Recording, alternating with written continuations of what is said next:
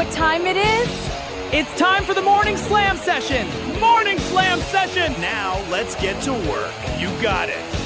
You guys call this work? Laughter!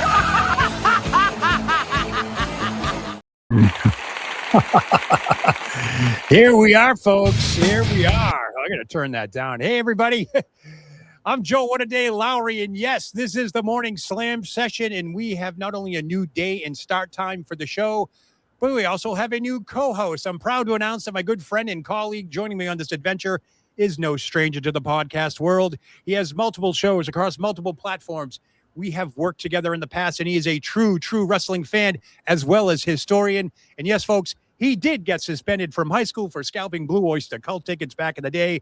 Let's welcome to the show the co-host of the Morning Slam Session, Mr. Benny, the Player Scholar. Welcome, Benny. Actually, Joe, I'm not that young. It was actually the Dave Clark 5. Dave Clark. Oh, there you go. I was trying to be nice. It's kind of BOC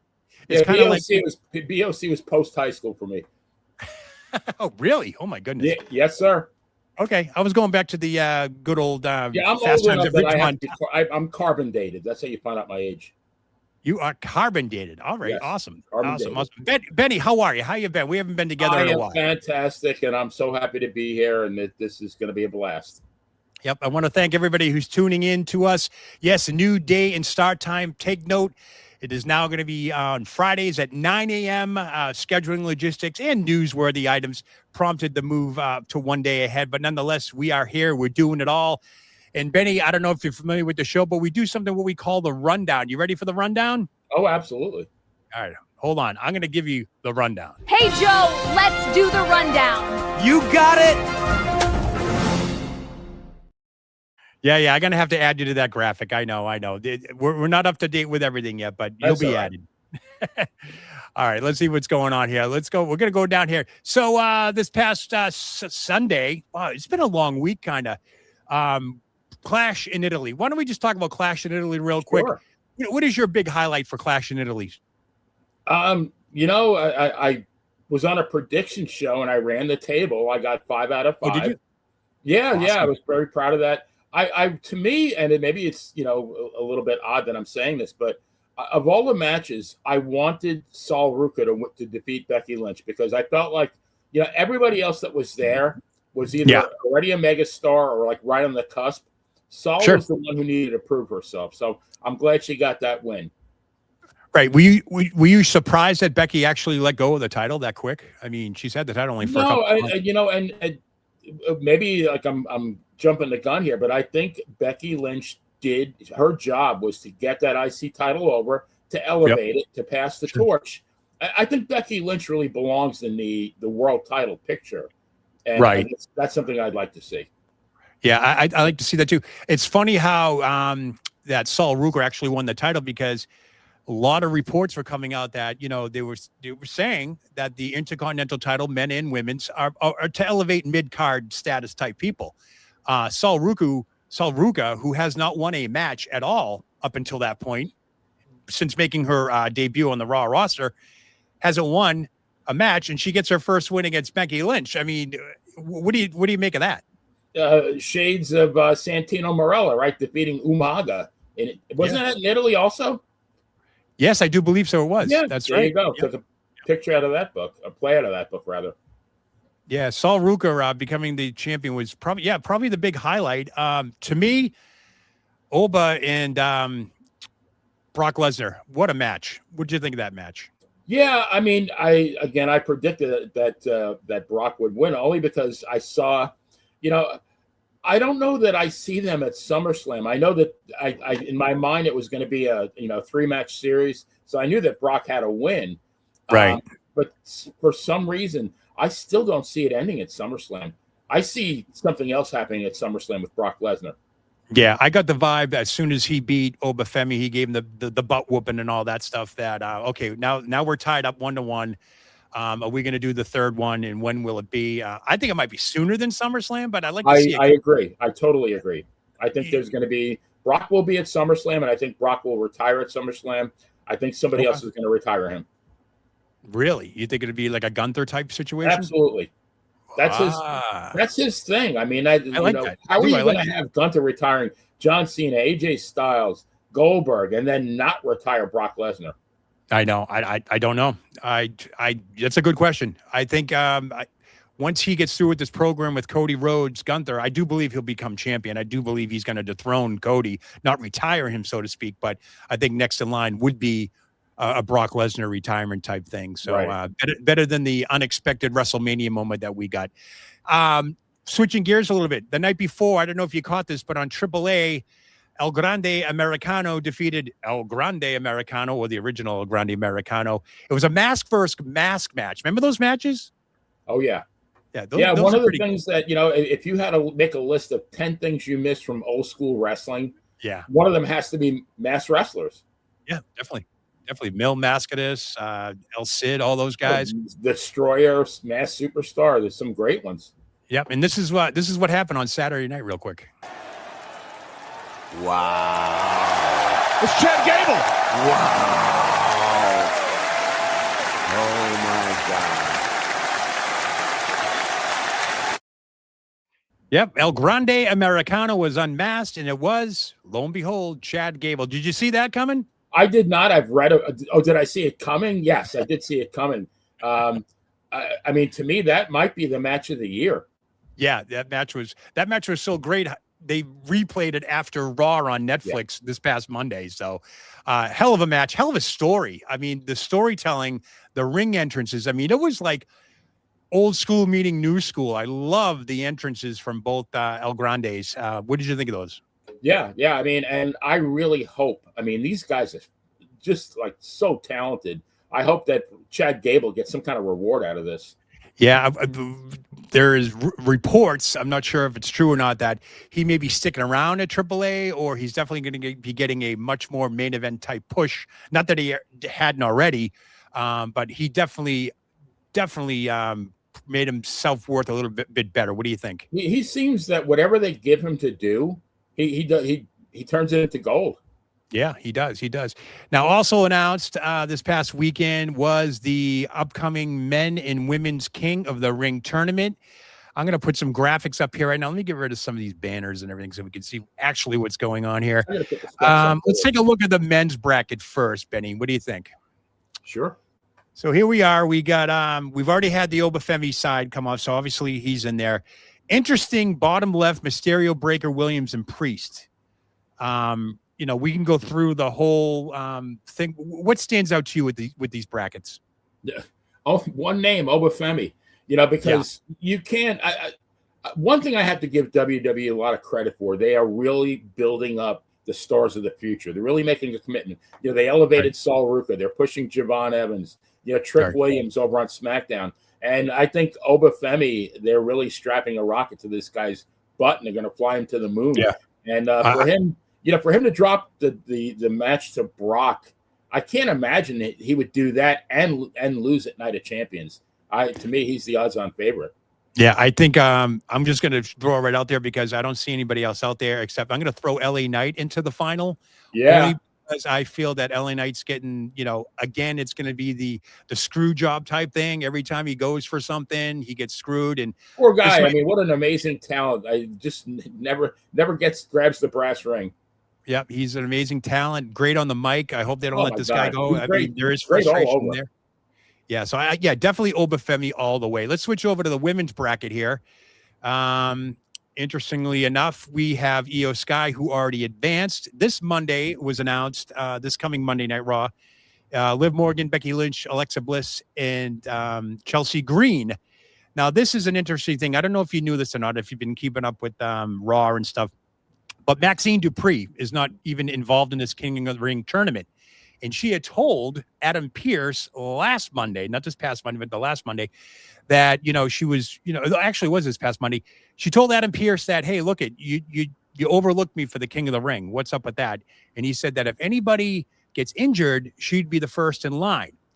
Now, let's go ahead and I don't know if you've kept tabs, but Alexa Bliss got injured over at Clash of Italy. Right. Yes, she did. Yeah. So she's still listed as a go. She hasn't been wrestling in Italy this past week at Strasbourg, the European tour. They've made a couple of stops so far. It's been Rhea, Charlotte and Tiffany picking up the slack with no Alexa Bliss. So I have a feeling Alexa Bliss may be replaced by Maxine Dupree. What do you think of that? Yeah, I could see that happening. Now Liv is in the tournament, correct? She is in the tournament. She made it abundantly clear this past weekend at Clash in Italy why she did it. She wants to do it all.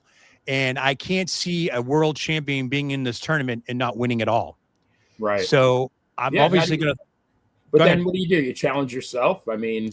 No, I think what's going to end up happening, because let's not forget this happens at Night of Champions, correct? Right. Okay. So I want to say Night of Champions, usually it's a champion versus champion. I think last year was Cody and Gunther. We had all these title versus, they weren't title versus title matches. They were just champions versus champion matches. So if Liv Morgan goes along and gets to the final of this, I think she wins it all. And quite possibly she may in fact wrestle again that night and wrestle somebody else. I'm not sure who. Okay. What do you think of that?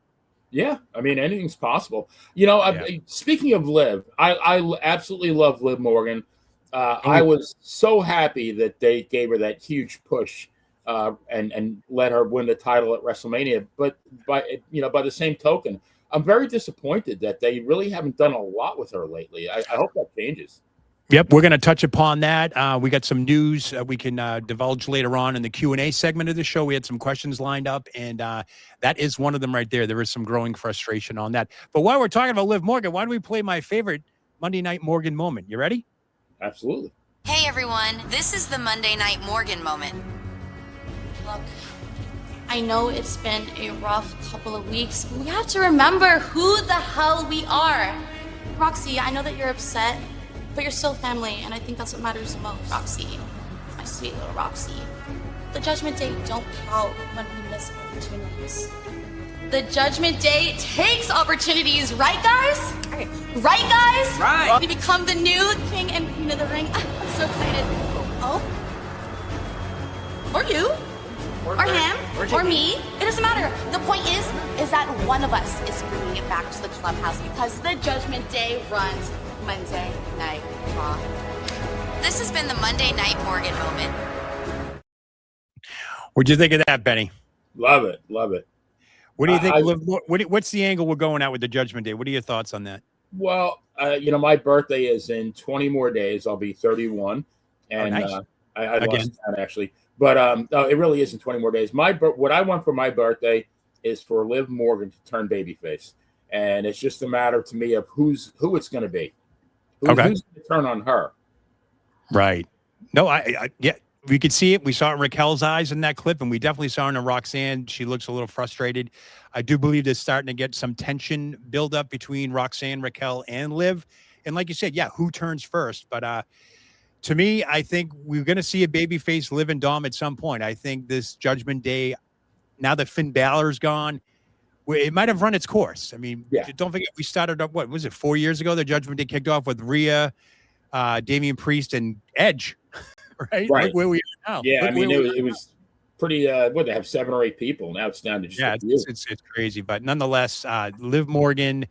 Now, I do have some news. I know we mentioned it earlier, but my good friends over at WrestleVotes Radio, Joe and TC, they had on their show, there is some internal frustration growing with the lack of creativity with Liv Morgan and Dominic Mysterio. What are your thoughts really quick on the Liv Dom situation and the lack of creativity? I mean, they're both so over. I mean, God, Liv, she was so hot. And the week of WrestleMania, they released that video, that Trouble video, which was, I thought, fantastic. The minute I saw that, I thought, like, there's no way she is not going to win at WrestleMania. But then Stephanie Vercaer gets hurt. And I mean, there were so many different things they could have done. I mean, they could have had the broken up Paige and Brie Bella, which to me they're not doing anything anyway. And have a quick, even have a Paige Live program would be money, I think. I think there's a lot of serious contenders out there. Now, what they're reporting is that the fact that the Stephanie Vercaer injury did side. They were supposed to battle all the way to SummerSlam. I've heard Stephanie and Liv were supposed to have a 3 to 4 month run from WrestleMania to SummerSlam, culminating at SummerSlam. And obviously with Stephanie Vercaer's injury, that has been put to the side. they're going with this Judgment Day tension type thing, the King of the Ring tournament. I think that's another reason why Liv Morgan's in the King of the Ring tournament, because Stephanie Vicaire is not available. But like you said, Benny, there are plenty of other candidates, worthy candidates. The list from Tiffany Stratton to Chelsea Green, people that she hasn't even really wrestled yet. Right. We'd like to see it. Yeah, and that it does include Brie and Nikki Bella when Nikki's returning, because Nikki Bella has teased on her podcast that once she's fully healed up from her ankle surgery, she's getting back, and they might pick up where they left off with that, which only leads me to believe that Liv Morgan's going to be holding on to this title for a while. What do you think?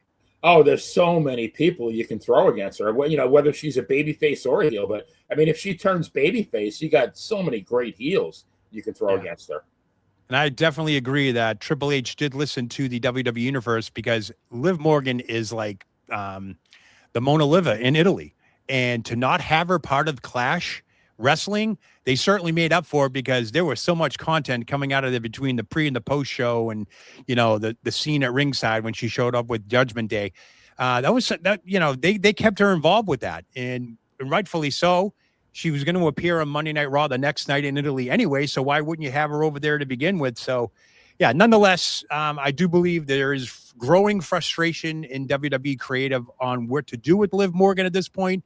I'm going to be putting out a video later today. She just was on a talk show where she pretty much said the Liv Morgan Revenge Tour is over.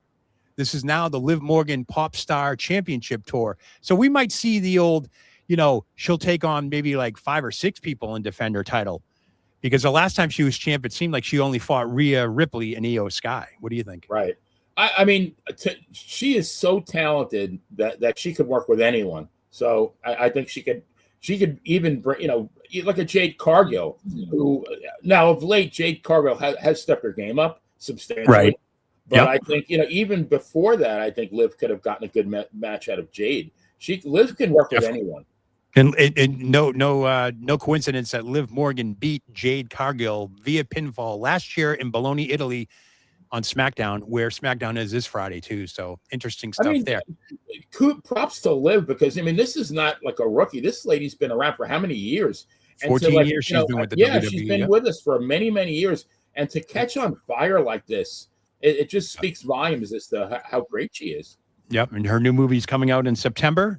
Tokyo Bad Lieutenant. She might be the female Dwayne Johnson. Yeah, you never know. You never know with that one.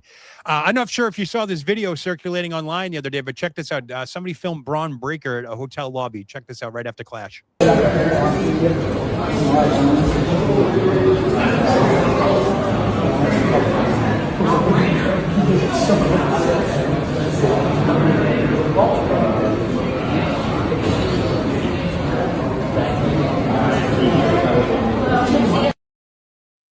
What do you think, Benny?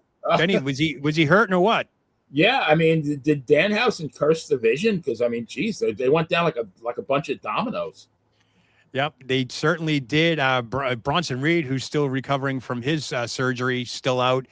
But lo and behold, he made a miraculous comeback, because the next night, and I think the last couple of nights, he's actually redone the program with Seth Rollins. So he's not injured. The internet blew up with that video. I was concerned because, after all, it was Clash in Italy. And, he did take the loss, which was shocking to me that Seth Rollins got the win over him. But, the backup to all that is he replaced an injured Logan Paul and is now the tag team champion with Austin Theory.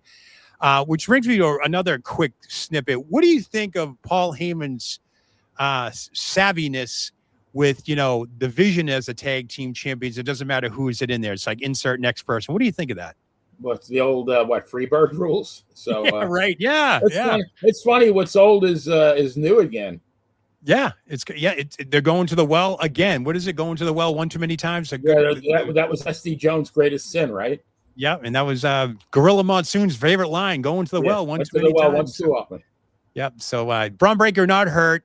He has been wrestling all week, and I do believe he's finishing up the tour. Hopefully he'll whatever it was, but the internet blew up with that. That is no fun there. All right, moving on. Last night AEW Dynamite was on. Let's check it out. Where is my AEW highlight? It is somewhere in here. Where are you? Hold on. Here it is.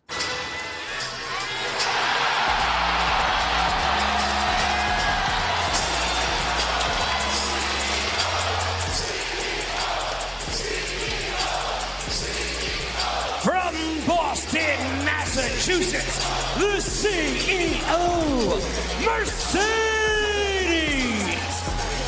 Money. The backstabber and floats over, statement maker, center of the ring. Wynn's got a long way to go to reach the ropes. Can Alex Windsor survive? No, she can't. Mercedes advances to the semifinals. Well, there you have it. The AEW moment of the night, for me anyways, was the return of Mercedes Moné, who's been out since, I think the last time she wrestled was in January 7th to be exact, on Dynamite. She's been doing the Mandalorian Grogu media appearances and so forth. She lost all her titles. She had like 12 belts she had, but she eventually relinquished most of them. So she's back. She entered the Owen Hart tournament, defeating Alex Windsor. What do you think of Mercedes Moné since her departure from WWE? Has it been beneficial with AEW? Well, I mean, as far as her bank account, it's been beneficial. You know, She is the CEO. It's been beneficial all around because, I mean, let's face it, WWE, there's a gazillion talented women. I mean, God, there's at least 20 that I can name offhand. Whereas, in AEW, she's going to be the big fish in the smaller pond. Right. I agree. She, being out for this many months, she didn't look too bad. I did see a little ring rust in her, but she obviously still in phenomenal shape. Not sure. She signed a 5-year contract. I think she's in her 3rd or 4th year, which is interesting because we all know what happens after the 3rd or 4th year. They start, the rumors start happening that, she might jump back to WWE. What do you think that's on the horizon? No. Only because, there are so many, like I just said. I mean, and you got people coming up, you got a Saul Ruca. What's the other one? JC Jane. I mean, they're really bringing up the rear. I mean, they are building the future stars of tomorrow. You got to. I mean, Becky's probably pushing 40. I'm trying to think. Charlotte's 40. Definitely the new regime's coming in. Yeah, AJ Lee's 40, but you got all these. The Saul Ruca's got to be in her early 20s. Liv's I think in her early 30s. But you got to build up that future. Otherwise, you're going to have one day you're going to have a bunch of nobodies on the roster. They're doing a good job at that. Yeah. Speaking of fatal influence, JC Jane, Fallon Henley is the one I'm on the lookout for because Fallon Henley ran a great program with then NXT champion Tiffany Stratton. And they had a great program 3 years ago. I hope they run that back. But be on the lookout for Fallon Henley. I think she's a sleeper in this. So you never know. Just keep that name handy. Fallon Henley will be on the horizon with that. Not sure if you heard, this was a developing story the other day, but Finn Balor traded to SmackDown. Yes, yep. So he beats JD McDonough a couple of times. He beats Dominic, one time and gets kicked out of the Judgment Day, gets a beatdown, and lo and behold, he's traded to SmackDown. What do you want to see with Finn Balor over at SmackDown? I want to see him and Cody go at it, and I want to see Finn be the Demon. And I think it'd be a hell of a match. Yeah, definitely bring back the Demon character. I think that went over well with Dominic Mysterio. That was a great thing for him to come back as the Demon. Now I believe he's 44 years old, but I mean, he looks like he's half that age. Oh, he's in phenomenal shape. He's in phenomenal shape. And he could go all day, great worker. But no, I think this will give him, I think that the male part of the Judgment Day ran its course. So I think this is good to give him a fresh start. Another interesting stuff coming up here was the fact that John Cena announced the John Cena Classic. We haven't heard anything since WrestleMania. From what I'm hearing, this may take place towards the end of the year. That ain't 100% confirmed, but I think with the King of the Ring tournament and stuff happening now, the John Cena Classic will probably be put on the back burner, so to speak. How do you feel that tournament's going to be? You think it'll culminate in Boston or something like that in his hometown?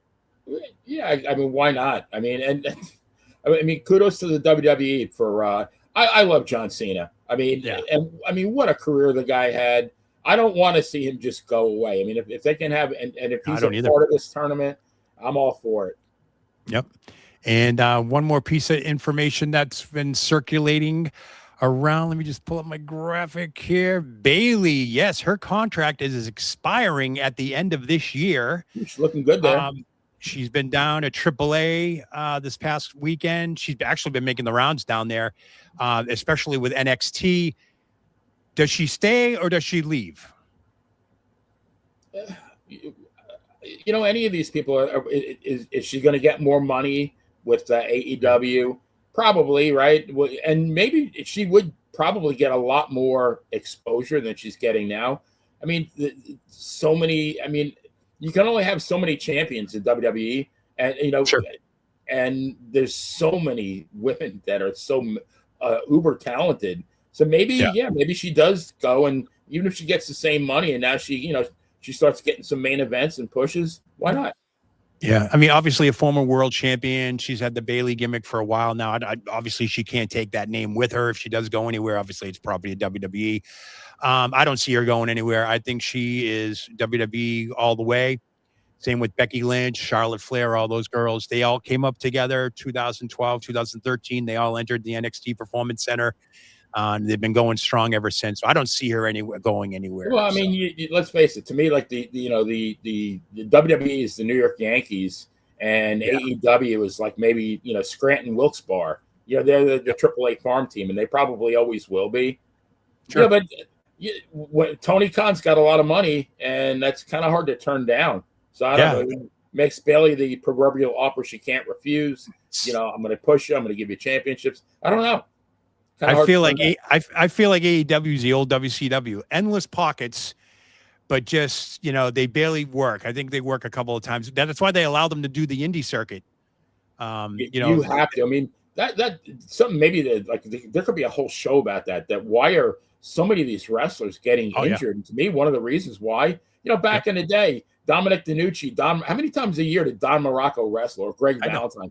363 days a year. Yeah. I mean, every single night, you're getting your reps in. Where these guys, if they're wrestling once or twice a week, you're not getting those reps that you really need to hone your skills, and the chance of injury, it skyrockets.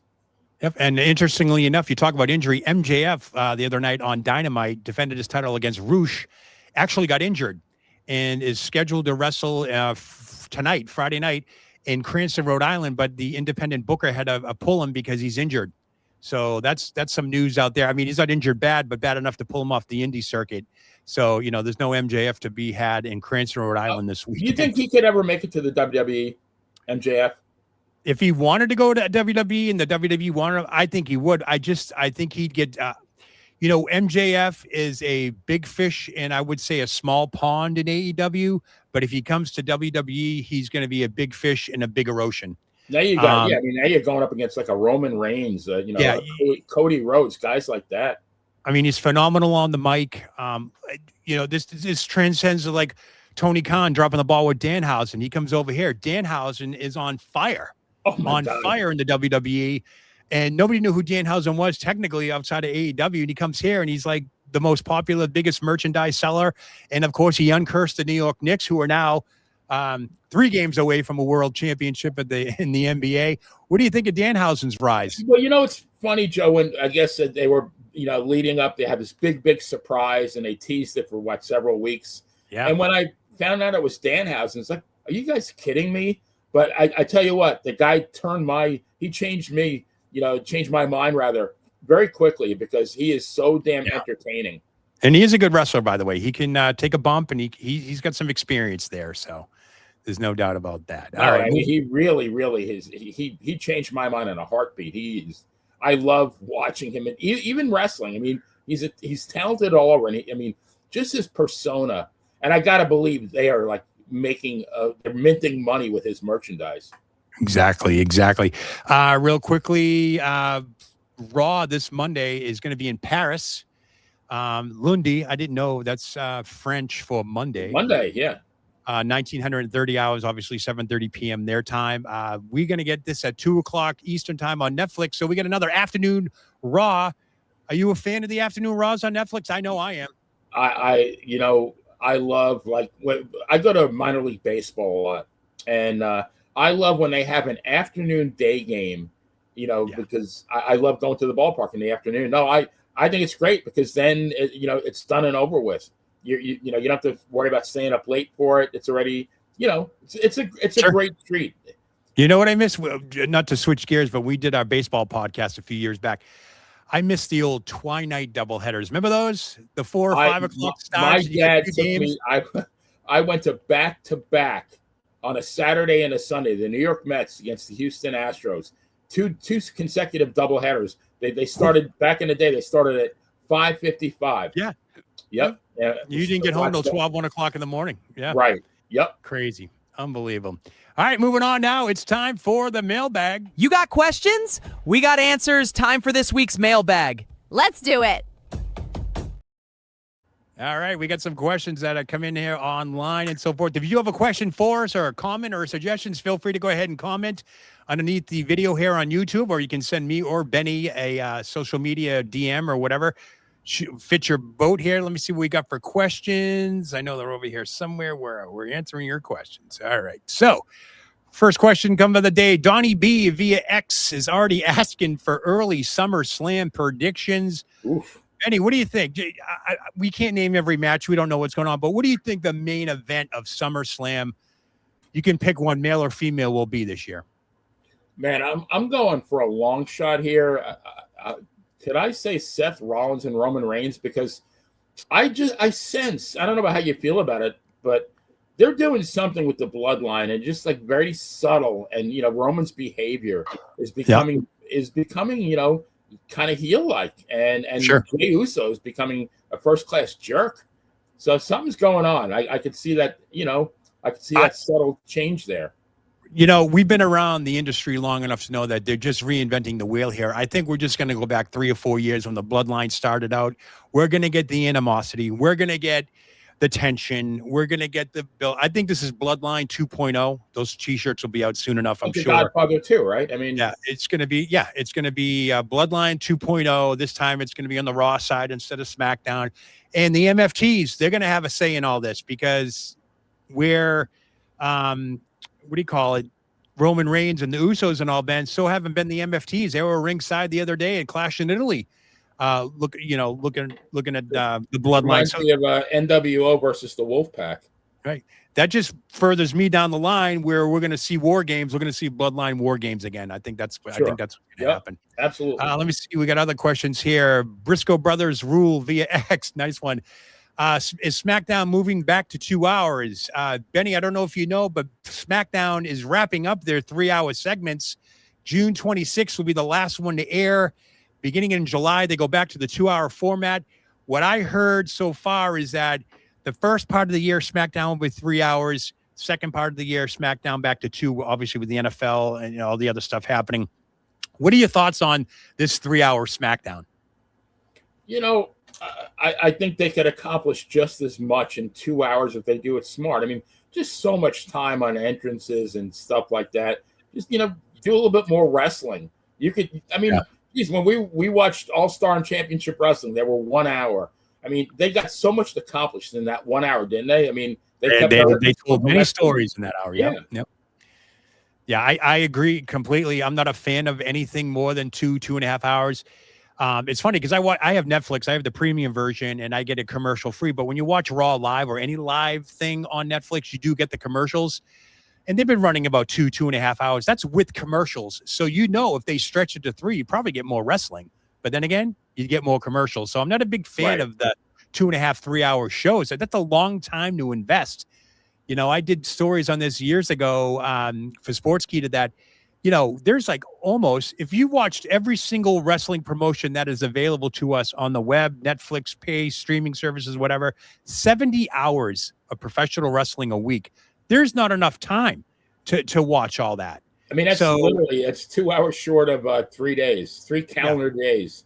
And that's weekly. And that's just programming. That's not talking about the PLEs, the pay-per-views, the special events, or the Saturday night main events, or things like that, NXT takeovers, stuff like that. That 70 hours is mainstream programming, and that's it. You could probably cap it off to 100 hours if you wanted to throw in all the PLEs and the pay-per-views. Do you have that time? I don't have that time. No, but it's funny. What I was thinking, Joe, is like, imagine if you went back in time, or somebody went back in time to meet the 15-year-old Joe Lowry or the 15-year-old Benny Scala and said, someday in the future you'll be able to watch 70 hours of wrestling a week. Right. I would have been ecstatic. I would have been over the moon. Like, okay, I would never have left the house. My Saturday I said it all along. My story growing up is I was relegated to WWE programming, WWF programming back in the day.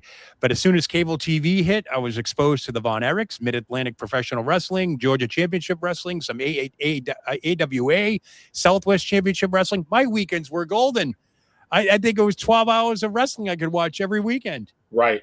Yeah. Yeah. I mean, but of course, Crazy. we absorbed wrestling a different way. We processed it. I mean, we were emotionally invested. Now we're entertained. I say now people nowadays are sports entertainment critics. You know, back in the day, we were professional wrestling fans.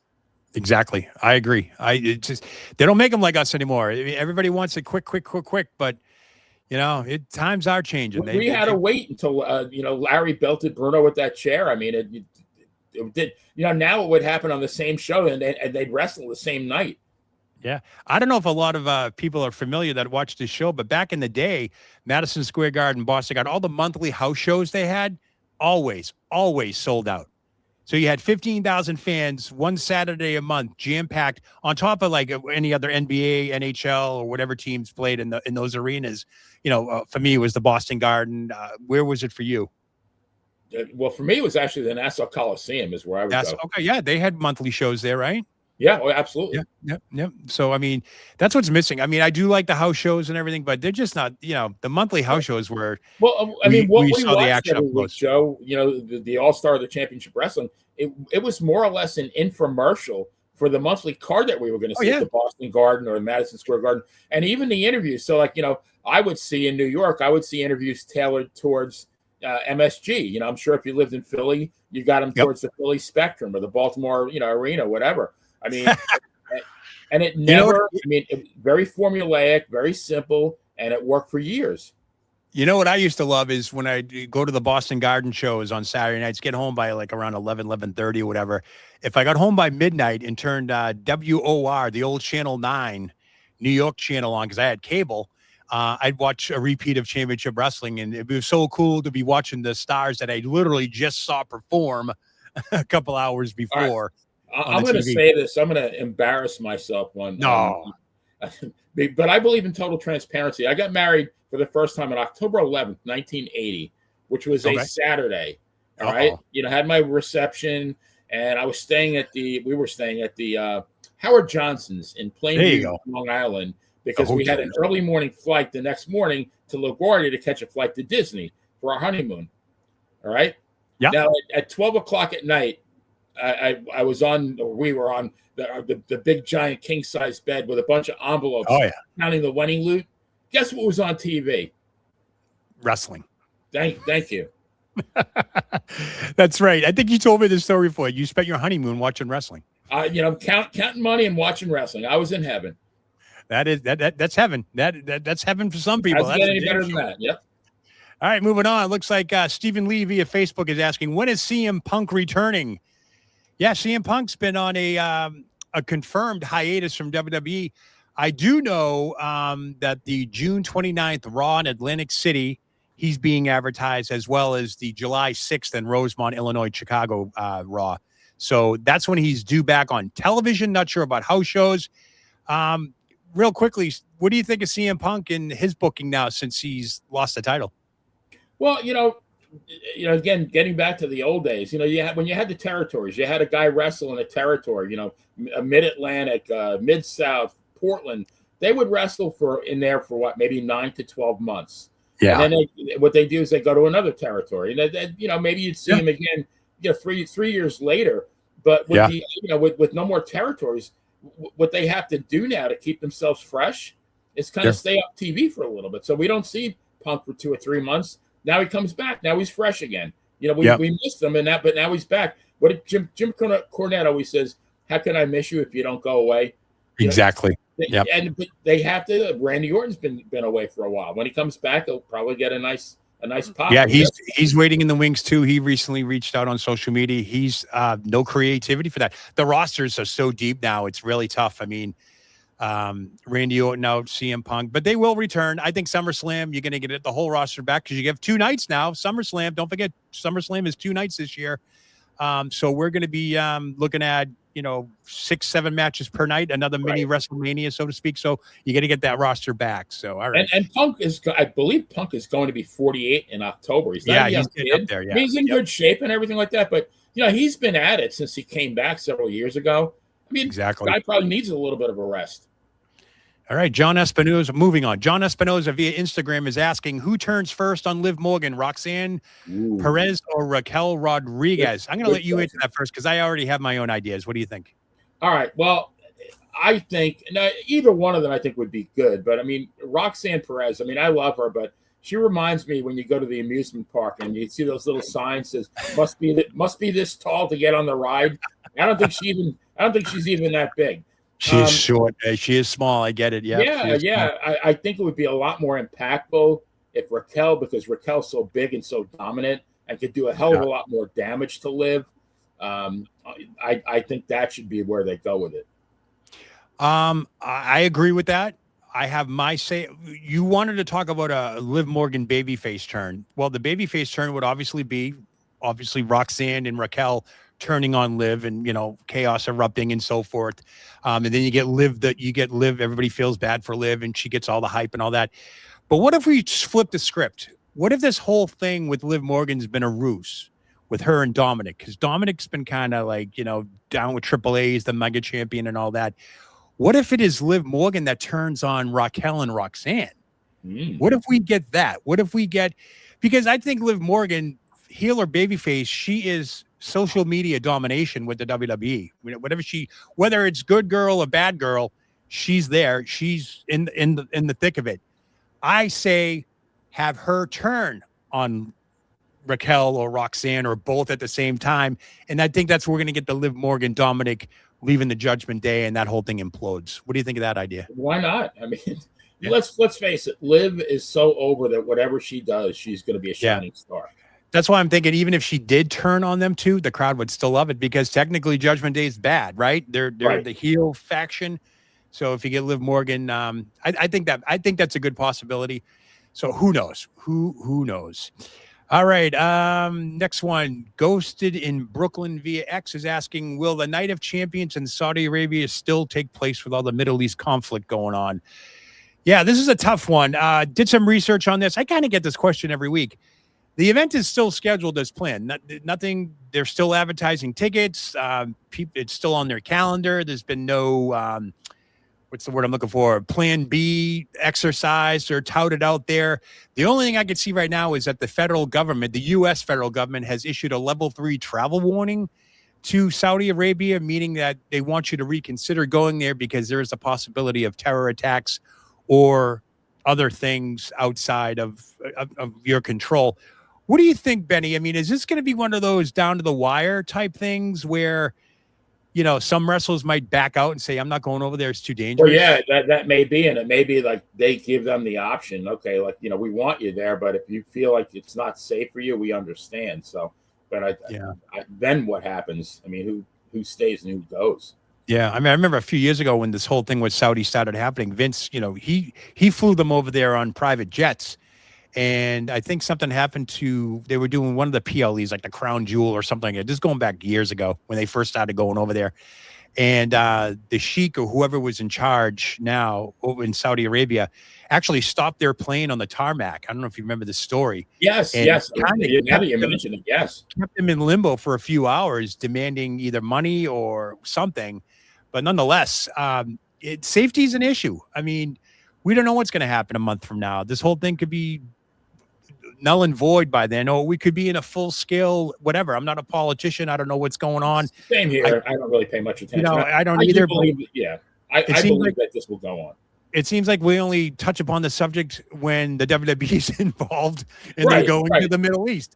I mean, right now there's no peace in the Middle East. So why would you want to go over there? But nonetheless, I hope TKO, Triple H, whoever the powers that be do allow the wrestlers the chance that, hey, if you can make it, go. If not, we respect that decision. But right now it's still on. Good question. I get it every week almost. And I do have enough faith in WWE that they would do everything humanly possible to safeguard these wrestlers. Yeah. So we'll see what happens. It's still on nonetheless, though, folks. No breaking news. Night of Champions, June 27th in Saudi Arabia, Riyadh.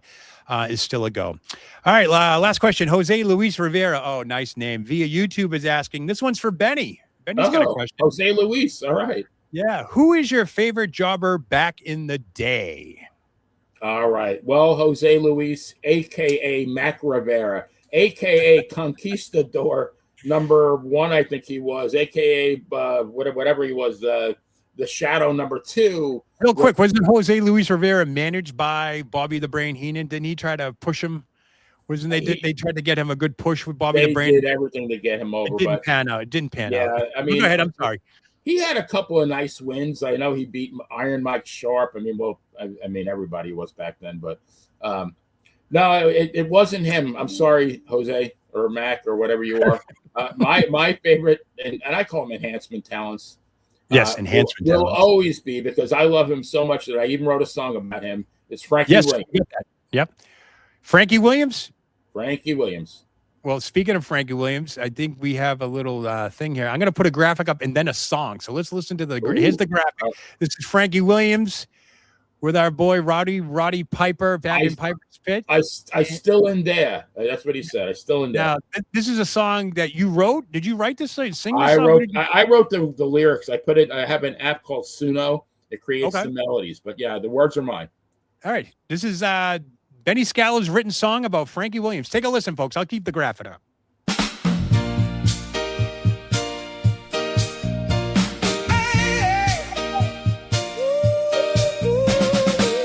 Here's a story about a wrestler named Frankie. When he wrestled, we all took out our hanky. We all knew he was gonna lose. We all sang the Frankie Williams blues. He made an appearance on Piper's Pit. Frankie hung in there, he never quit. He told the evil Piper, I'm still in there. And Roddy knocked Frankie right out of his chair. We never saw poor Frankie again. But Frankie, we all sure loved you back when. Today's wrestling, what a bunch of crap. That's why we sing Frankie Williams rap. That is amazing. Good stuff. You wrote that? I wrote that. Yes, sir. And I will tell you something. That picture that you showed of Frankie and Roddy Piper, that was the last time that we ever saw Frankie Williams. That is true. That is correct. That's Last right. appearance. He disappeared. What do you think? What was the reasoning behind that? Do you know? No, I don't. He wasn't really that old. He passed away a number of years later, and he passed away relatively young, but I don't think he really had any health issues. Remember, there was a guy named Charlie Fulton. I don't know if you remember Charlie Fulton. Oh, Charlie Fulton. Oh, God, yeah. I used to love Charlie. Fulton was he wasn't really, I guess you could have called him an enhancement talent, but he picked up wins here and there. But he retired in his early 30s because he had a heart condition. Yeah, but Frankie, I'm not sure why. Yeah, I mean, the biggest jobber that I remember back in my day, well, two of them, Israel Mattia, he was a good-sized guy. But Jeff Craney was my favorite jobber. He took one of the biggest Superfly snooker splashes I've ever seen in my life. I think it was Snooker's debut on All-Star Wrestling that Jeff Craney took. I think he broke his ribs because they landed chest to chest. But yeah, that was vicious. Then you had Fred Marzino, who I don't think ever won a match. You had who else? Fred Marzino, Ron Shaw. You know, Ron Shaw was getting a little bit. Ron Shaw actually defeated Chief J Strongbow. He had a couple of upsets. You know, like Pete Doherty was another one, the Duke of Dorchester. Yeah, the Duke of Dorchester, Pete Doherty. Yeah. Oh yeah, and he was great. Who was better than the Continental Nobleman, Joe Turco? Oh, Joe Turco. I can see Joe McHugh now. Joe Turco. Yep. But even the enhancement guys, we got attached to those guys, you know? You did, because they helped tell the story. Morocco with his meatball sub, you know, beating whoever. You got S.D. Jones, who almost always got the win every time. I felt bad for that guy. So close. Went to the well one too many times, as Gorilla Monsoon used to say. I think it was because he was billed from being from Antigua and Philadelphia, and I think he just flew back and forth too many times. He had jet lag, and I think that's why he lost. Yeah, he did. Yeah. Yeah. But nonetheless, folks, if you guys have questions for myself or Benny, or just you got questions, we got answers, just send them over here to what Joe, those were great questions. Whoever made those questions, thank you, folks. Great. Yeah, great they stuff. come in. I get them off social media. You can either put them in the comments on YouTube or my X or my Instagram or Facebook or whatever. I scour them all, so I get questions and I pick out the good ones. A lot of them are repetitive. I do get some repeat questions, but a lot of Liv Morgan questions, I got to dwindle them down to see what's relevant and so forth. But nonetheless, thank you all so much for the questions. Benny, before we wrap up, why don't we let everybody know where they can find you? Absolutely. Every Monday night at 6 o'clock, True Crime with the Bad Girl, the Playa, and Dangerous Dave. The Bad Girl is New England Professional Wrestling Hall of Famer Brittany Brown, aka the Boston Bad Girl. David Ploss, aka Dangerous Dave Starr. Dave was trained by Killer Kowalski, and he is in the IWF, the International Wrestling Federation, which was Walter Killer Kowalski's promotion. He's in the IWF Hall of Fame. Two great people. I love them dearly. And we do True Crime every Monday at 6. And then on Wednesday at 7:30, I do When It Was Real, my old school wrestling podcast with Nikita Breshnikov, who was an encyclopedia. He's like Rain Man. I got to get in on that. I like that. I like that podcast. We cover pretty much our niche is WWF from 1970 through 1983 until we call the night that the Sheik beat Backlund, and that was the night the music died. Sheiky baby. That was it's ironic that to this day in wrestling history, I'll do that real quick. June 4th, 1979. So 47 years ago? Yeah. Was the very first battle royal at Madison Square Garden, 20-man battle royal, $10,000 to the winner. And speaking of Sheiky Baby, but he wasn't Sheiky Baby then. He was Hussein Arab. That's right.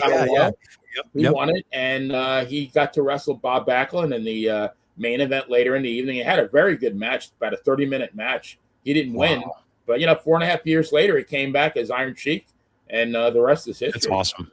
That's awesome. Yeah. So the first battle royal at Madison Square Garden wasn't until June of '79. It makes you wonder, right? I mean, because they were everywhere. I mean, did they have them at Boston Garden before that? I got to think they did, right? Well, I became a fan in '81. I know one of my first matches that I saw was a battle royal, but it was everybody on the card. And who always won it? Andre the Giant. Right, of course. Yeah, it's a given. And I think that's why wherever Andre went, that was the gimmick. It was always that 20-man over the top broke battle royal winner for $15,000, which could have been $1 million back in 1981. Right. I know, but Andre was collecting a lot of loot. Yeah, and he spent it all on wine and food. So no worries there. You can find Benny right there over on YouTube at Benny the Playa Scholar, the Playa Entertainment Network. Subscribe. It's I get a lot of good traction, get a lot of good compliments on my shows, but sadly, people are not subscribing, so it would be greatly appreciated.